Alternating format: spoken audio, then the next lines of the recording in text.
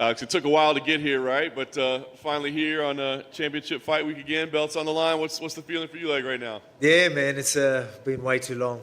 Obviously, I was here last March. I was here, but I didn't get to do the fight week, the schedule that we usually do. So just to be here doing this, I'm just glad I'm in this position. Obviously locked down back home, but to be able to do what I'm doing, I'm blessed, and I just can't wait to get in there, man. Cannot wait. Some of that video that you showed when you were going through COVID was a little bit scary, man. I mean, was there any part that you thought, like, am I done fighting? Am I facing some long-term implications here? Well, I never think like that. You're not going to think like that while it's happening. But, obviously, let's not let it get to that point, like, type of thing. You know what I mean? So we just wanted to look after it. We knew it was in the lungs and all that, like the infection. So we just wanted to keep on top of it. And it was getting a bit worse, but we got, we were looked after. So it was all good. Just easing back into training was... you had to be careful, you know what I mean? So it was a little scary, when you talk to doctors and be like, we've got to make sure there's no scar tissue in your lungs, and you hear other like horror stories where people's careers ended because of it and stuff like that. So then that does cross the mind, but I was always positive. You've got to stay positive. Very nice. I know the main goal here is for you to defend your title and stay champion, but after doing the Ultimate Fighter, is it going to be a little bit more fun to punch Brian Ortega in the face? Oh, exactly, mate. You took the words out of my mouth. Yeah, I can't wait to punch put some hands on him, man. Again, like I've never been in this position, right? I've never had to spend so much time with someone that an opponent. It's never happened before, so this is different. And then the long time off. So I'm just eager to get back in there and just have some fun in there, enjoy it, enjoy everything about it. You know what I mean? And on top of that, I get to punch him in the face. When you break him down, I mean, obviously he's got great submission skills, but his striking does seem to be improving as well. So where do you see him as a more dangerous fighter? Oh man, look. Everyone has a puncher's chance, right? And even this is MMA, even the submission. So he's obviously got new challenges for me. There are still big threats, but anyone that knows me knows that I'm always prepared. They know I'm doing what I need to do to nullify everything that he can throw at me. So, again, he did look good in his last performance, and I'm going to give him credit for it. He definitely evolved, but, he had, as I say, he had a zombie in front of him just letting him do his thing. You know what I mean? And as I say, you're fighting my fight. I'm going to lead the dance. You've got to follow my footwork. What's going on? What am I throwing at him? I'm constantly changing it up. He's got to try and keep up with that. And not only that, while I'm putting pressure on you and landing punches, landing kicks, you name it, is a whole different beast. So, he's going to have game plans and direction going into this fight. But early he's going to realise that he's just got to try and keep up. That's how it is. But he's still got the puncher's chance or that submission chance. So, again, I'm going to give him credit where credit's due, but that's all I think he has on me. And like I said, the goal is to keep the belt. Do you feel like, though, this is the fight where maybe you gain the respect, that it seems like it's been kind of slow for some people to give you as a champion? Yeah, man. Yeah, for sure. Yeah, definitely deserve that respect. But, I mean, at the same time, I don't mind the doubters. That drives me. I've been underdog my whole life. No one expected me from where I live, to be doing what I do. A world champ from, Wingdang, Wollongong, you know what I mean? A little town in Australia, still there today, you know what I mean? So, I love it. I use it as fuel. But do I deserve more respect? Yeah, 100%. I'm going to get it this weekend. Nice. Last thing for me, I mean, you win here. Obviously, you don't want to be looking past this fight in any stretch, but you win here. What do you see as next for you? Are you willing to hear Max Holloway's name even mentioned anymore, or are you beyond that at this point? Oh, mate, you're hearing it all the time anyway. But that's probably the fight it's going to be. You know what I mean? I'm a realist, and I don't even know. Do you guys know if the Max and Yeah thing, or is that just rumours? Max and Yeah. So if that's the fight, obviously the winner of that will definitely get that number one contender spot.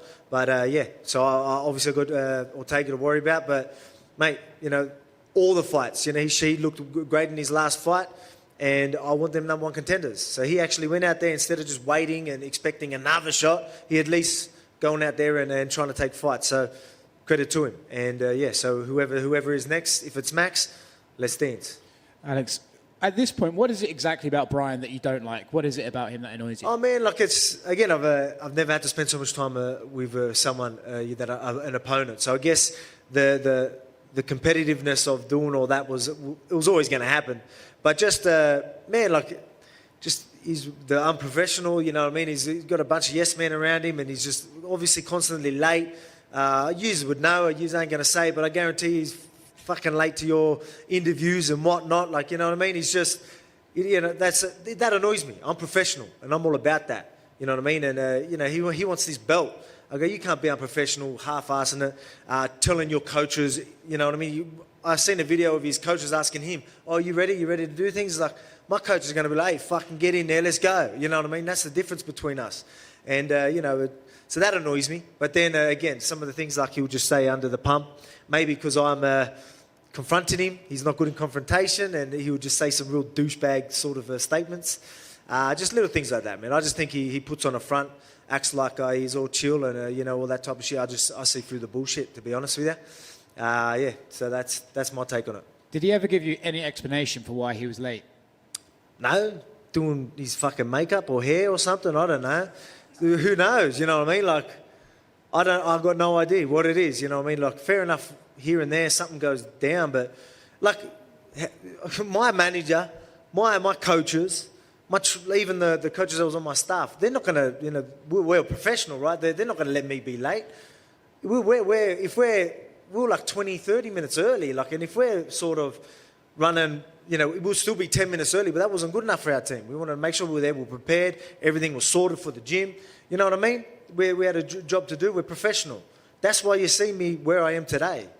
You see me at the top, you know what I mean? Again, I'm not, as I've been saying all week, I ain't no athletically gifted human being, you know what I mean?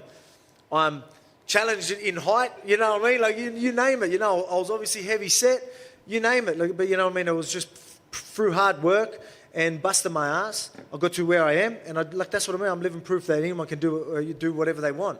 But again, so hard work gets you to where I am, you know what I mean?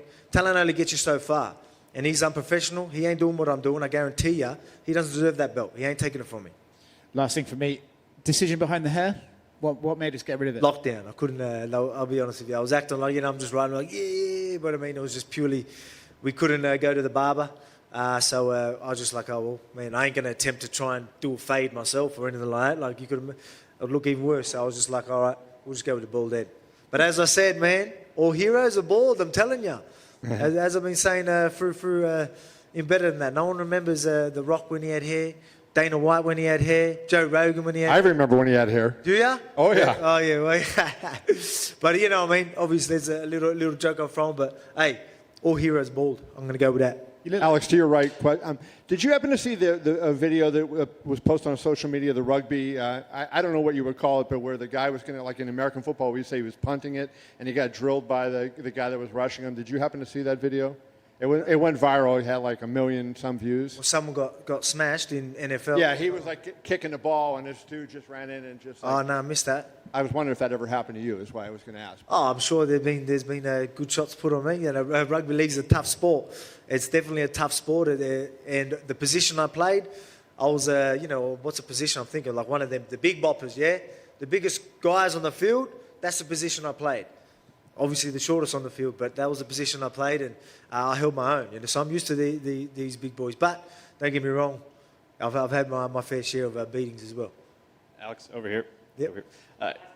You know, springboard off what John was asked a little bit about what could be next potentially for you. I'm just curious, what do you think of Giga Chikadze's performance against Edson Barboza? Oh man, he's been looking good. You know, as I say, I got my eye on all the contenders. I still think he probably needs another fight. There's definitely guys ahead of him, but I mean, he's definitely, you know, he's doing what I did when I was chasing that belt. He was here. He was happy to replace. I remember him saying he wanted to be here if anyone couldn't make weight and whatnot. So he's doing the right things. You know what I mean? Keep doing shit like that. You know, we're gonna have no choice but to give you a title shot sooner or later. You know what I mean? Because again, you're getting a lot of. We've got a stacked division. You know what I mean? Very, very deep. But I mean, it doesn't seem like all the top guys are doing what they need to do to take that number one spot. Probably Max is the only one, Max and Giga. You know what I mean? So we'll see what happens. Yeah, and I'm sure you've been kind of keeping close in touch with, you know, at least the Dan Hooker situation, following it a little bit. I mean, so what are your thoughts on, you know, what he's got to go through? Man, it's tough. I'll be honest. You know, we had troubles getting here as well. Like for the UFC, and that we got it done. It was it's just crazy back, especially in Australia and New Zealand. We're in big lockdown. The US Embassy, they're moving, so we couldn't even go there, like, you know.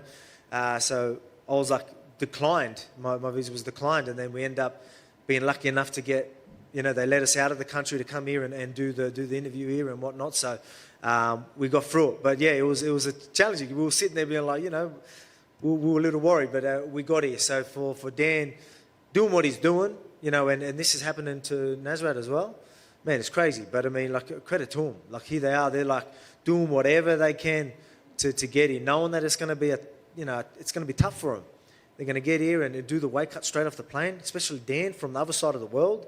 I know how that flight is. That flight sucks, you know what I mean? And to be, cutting weight on the plane and come out and go straight into a weight cut, it's going to be difficult. But the type of guy I know that Dan is, he'll smash it. All right, best of luck, Alex. Thank you.